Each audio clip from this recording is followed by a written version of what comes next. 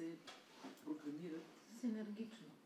Така че тя, Корина Крецо, все още се надява. По средата на думата казвам, тя може ли още да се...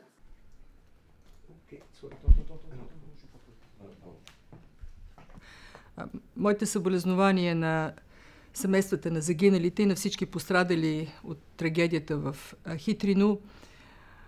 Съчувствията се споделят и от моите колеги в комисията. Много съм благодарна, особено на комисар Хоган и комисар Крецо, за това, че веднага се ангажираха да търсим начин да помогнем на пострадалите.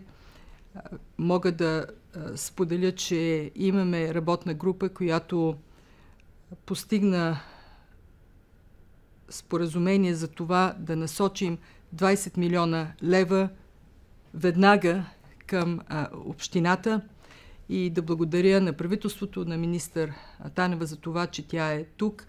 Последните 2 дни работихме заедно и резултатите са вече на лице. Да, аз също благодаря на комисар Георгиева, на комисар Хоган, на комисар Крецо за бързата реакция.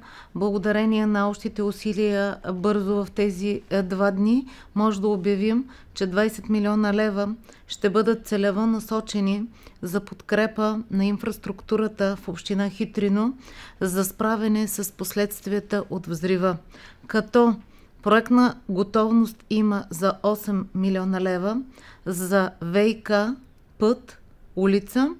С тази проектна готовност още до края на седмицата ще издам заповед за отваряне на този целеви прием, за да се реализират тези проекти и подобри инфраструктурата.